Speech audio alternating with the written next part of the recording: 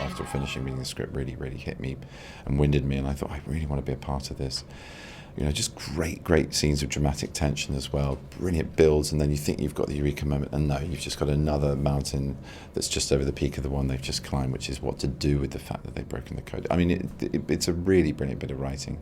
And then to do that very delicate thing of having time cuts back to a younger Turing to understand how he really became the person you know at the beginning of the film is done so ingeniously and with a real sleight of hand and beautifully subtly portrayed and beautifully performed in the outcome by Alex. And the other actor was just terrible, who's playing Christopher Morgan. I mean, they're beautiful scenes, really moving and tell you a lot about who this person was. And when you were digging into Turing's background, and was there anything that surprised you that you hadn't known before? An awful lot. I mean, you know, the fact that he was put into foster care from birth to 4, and the fact that he was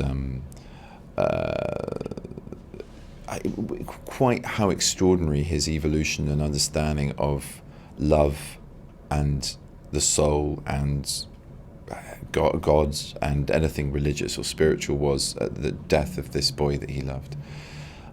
He wrote these profoundly beautiful letters to Christopher Morgan's mum and formed a sort of relationship with her, you know, a pen friendship and relationship. And I think it was probably slightly difficult for Christopher's mum because Christopher hadn't talked much about him as Alan, you know, with just sort of this outflowing of love that he had for her son. So she sort of got to understand him and his feelings, and it was really beautiful with helping him sort of process that.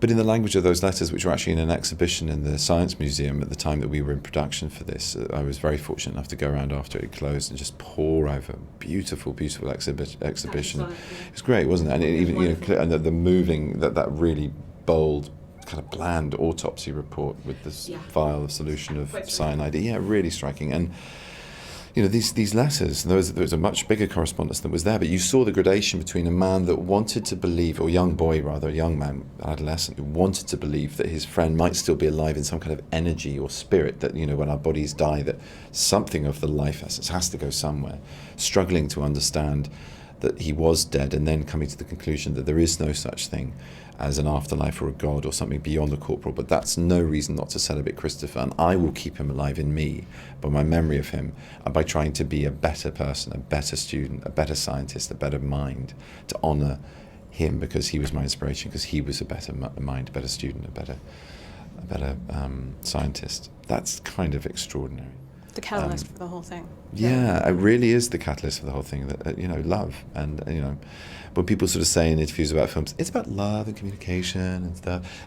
But it really is. The broad themes of this film and of Turing's life are profoundly relevant to all of us. And yeah, it's just got so many elements to it. It's a mystery. It's a race against the clock. It's a thriller. It's a love story, both with him and Christopher and with Joan.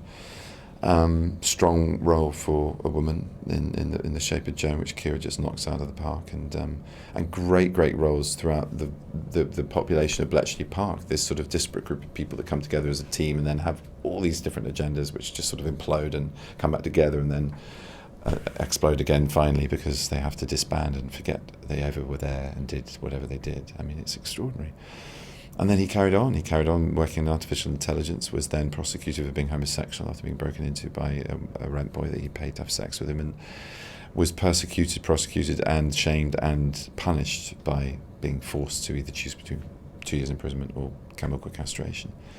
But even in the midst of that, he seemed to manage to, within the script and within, you know, his life, to sort of evolve some kind of positive attitude out of it. I mean, more so in life. I learned, you know, he studied morphogenesis, which Maria, a brilliant production designer that I worked with on Tinker Tailor, put in artwork all around the walls of the house in Manchester, which I then copied at home to try and get a sort of sense, memory or ownership of it. And it's the study of how cells change and adapt under severe pressure in environments and reform or, you know, mutate and survive. That's exactly what was going on in his body with this huge influx of estrogen. So a remarkable man, a beautifully constructed story and script. So yeah, kind of utterly irresistible for an actor.